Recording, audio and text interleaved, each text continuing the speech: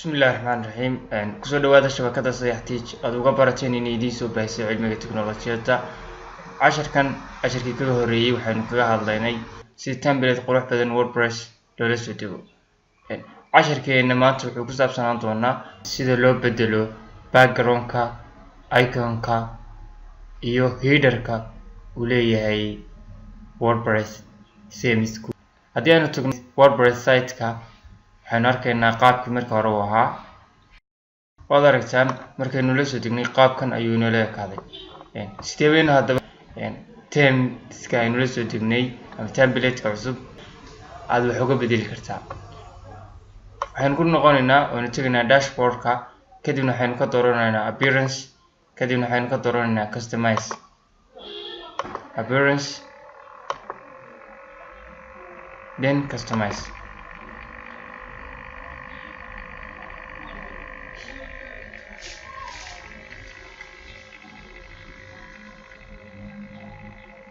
Hore waxaan rabnaa in aynu background-ka ka bedelno cadaanka ah. Kadibna waxaynu tagi doonaa si aynu uga bedelno select image. Kadibna waxaa ka dooranaysaa image-ka adigu aad markaas leedahay uu ku anfici doonaa ama uu ku habboon yahay. Image-kan ayaa ii soo galay. Kadibna waxaynu sameynaynaa rotation dhinacaas leedahay adigu u badso ayaad ka dhigi doontaa salaha centerkaas igu daa. Then waxaan sameyn doonaa waxa la dhaho images-ka halkan uu weeye. Haddaad rabtid inaad originalkiisa ku dhigtid iyo haddii aad rabtid inaad ku fidiso shaashadda iyo inaad isagana dhammaantii ku buuxisid shaashadda. Qaabkaas leedahay kugu qurux badan yahay ayaad gelinaysaa. Kadibna waxaad ka soo noqonaysaa. Waxaan hadda wax ka bedeli doonaa iyadana color-ka. Color aan u baahanahay wuxuu wax ka bedeli doonaa header-ka iyo footer-ka iyo labada dhinac ayuu color u sameyn doonaa. Kadibna waxaan leeyahay save an option si uu isbedelkan sameeyay uu inoo save gareeyo. Waxaan ku noqonayaa qaybteedii hore ee website-ka, kadibna waxaan leeyahay refresh garee.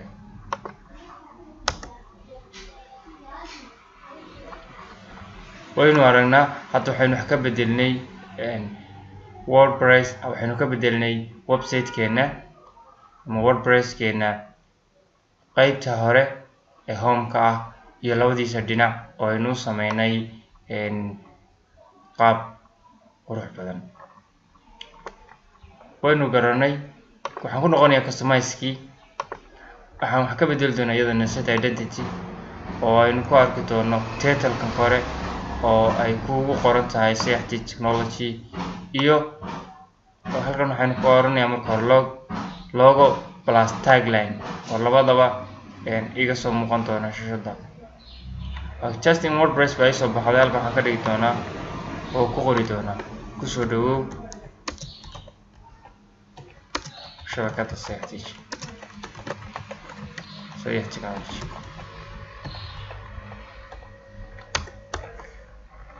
Okay, waad aragtaan halkaasi ka soo baxaysaa. Then waxaan iyadoo kale halkan ku sameyn doonaa inaan kusoo dari karo sawirkaas misaan dooranaya kadibna select siisuuda kadibna crop dheh.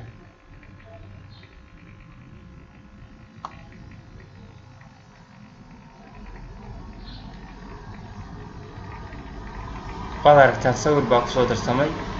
Haddii aad u baahan tahay in aad loogada kaliya ama sawirka kaliya uu muuqdo uu ku qarsoomo tagline-kani waxaad dooranaysaa logo only. waad aragtaan qoraalku waa u baxay. Maadaama rabtid labadaba inay kuu muuqdaana ama title plus tagline-kuna waxaad dhihi doontaa labadaba halkaas ha iga soo muuqdaan. Logo plus tagline aan hadda ka dhigo then hoos ayaan usoo soconayaa. waxaan rabnaa iconkii halka saarnaanka ee ani browser kasta markaad furtid kuu soo baxayay in aynu u yeelno. si aynu ugu yeelno haddaba waxaynu tegaynaa select image, then waxaan dooranayaa icon ama sawir aad leedahay uu kugu qalmaa, kadibna select image. waxaad aragtaan www-da iyo magaca Sayax Teach korkiisa sare, kadibna waxaan leeyahay save and publish si aan isbedelkan sameeyo u arko. waxaan ku noqon doonaa qaybteedii hore website-ka, kadibna waxaan leeyahay refresh. saad aragtaan waxaa inoo muuqdaa isbedelkan cusub. saas daraadeed hadda sawirkan waan iska qaadayaa, waxaan leeyahay uma baahni,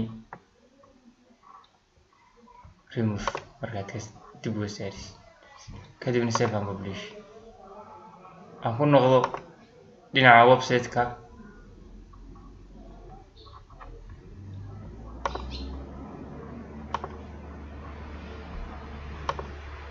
kadibna aan refresh gareeyo. waad aragtaan sawirkii waa uu iga baxay.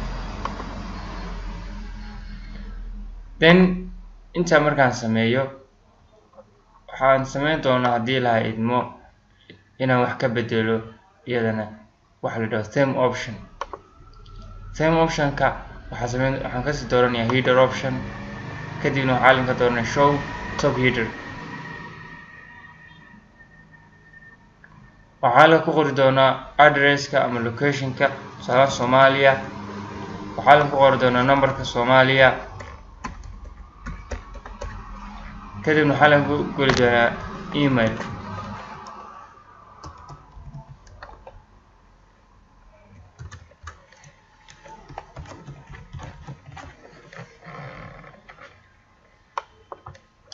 then waxaan sameyn doonaa, waad aragtaan in ay headerka sare ay nooga soo muuqatay Soomaaliya, numberkii iyo emailkii. kadibna waxaan leeyahay ka noqo save and publish.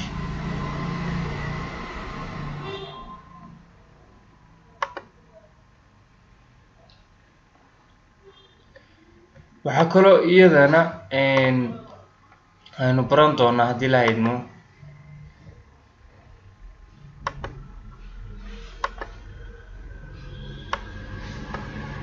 copyright-ka. theme baan ku noqonayaa, kadibna footer baan leeyahay. copyright text ayaa halkan inooga muuqda. waxaa aragnaa copyright-ka in halkaan waxaan ka hormarinaynaa Sayax Technology copyright, kadibna waxaan leeyahay save and publish.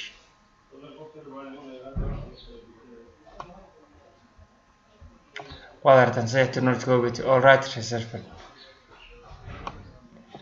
then waan ka noqonayaa, wuxuu kasii noqonayaa kan qaybtan aynu kaga hadlayno layout-ka. waxaynu marka aynu post-iyo soo gelino ayaynu casharada xiga ku arki doonaa isbedeladan ka dhici doona haddii la idmo.